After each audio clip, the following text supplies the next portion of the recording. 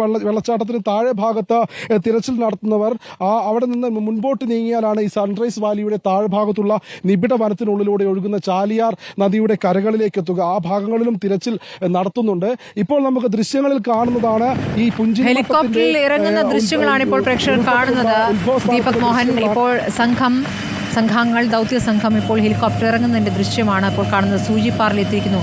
സൂചിപ്പാറയിലെ രക്ഷാപ്രവർത്തനം എത്രത്തോളം ദുർഘടമായിരിക്കുമെന്നുള്ള കാര്യം വ്യക്തമായതാണ്. നേരത്തെ അവിടെ ആദിവാസികളെ രക്ഷിക്കാനായി ഇറങ്ങിയ 2 യുവാക്കൾ അവിടെ പെട്ടുപോയ ദൃശ്യങ്ങൾ നമ്മൾ നേരത്തെ കണ്ടതാണ്. എത്രത്തോളം ബുദ്ധിമുട്ടാണ് ആ പാറയിലൂടെയുള്ള നീക്കം എന്നുള്ളത് നമ്മൾ നേരത്തെ കണ്ടിട്ടതാണ്.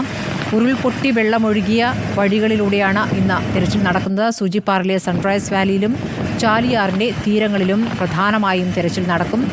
6 പേർ വീതം 2 സംഘമായി തിരിഞ്ഞാണ് ഈ മേഖലകളിൽ തിരച്ചിൽ നടക്കുക. 2 വനം വകുപ്പ് ജീവനക്കാർ, 4 സൈനികർ അടങ്ങുന്ന ആദ്യ സംഘം ഹെലികോപ്റ്ററിൽ പുറപ്പെട്ടതിൻ്റെ ദൃശ്യമാണ് ഇപ്പോൾ പ്രേക്ഷകർ കാണുന്നത്. ഇപ്പോൾ ഹെലികോപ്റ്ററിൽ ഇറങ്ങുന്ന ദൃശ്യമാണ് പ്രേക്ഷകർ കാണുന്നത്. ഇവരെ എയർ ഡ്രോപ്പ് ചെയ്ത് ശേഷം തിരികെ എത്തി 4 കമാൻഡോകളും 2 സൈനികരും അടങ്ങുന്ന 2ാമത്തെ സംഘവും പുറപ്പെടുന്നു.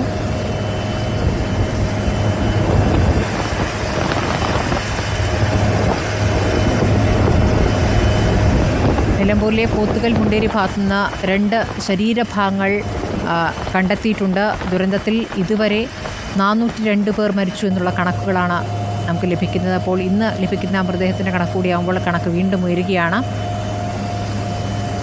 ഔദ്യോഗികമായി സ്ഥിരീകരിച്ചിരിക്കുന്നത് 227 മരണങ്ങൾ മാത്രമാണ്. ഇപ്പോൾ സൈനിക സംഘം സൂചിപ്പാറയിൽ ഹെലികോപ്റ്ററിൽ ഇറങ്ങുന്നതിൻ്റെ ദൃശ്യം അവരെ എയർ ഡ്രോപ്പ് ചെയ്യുകയാണ്.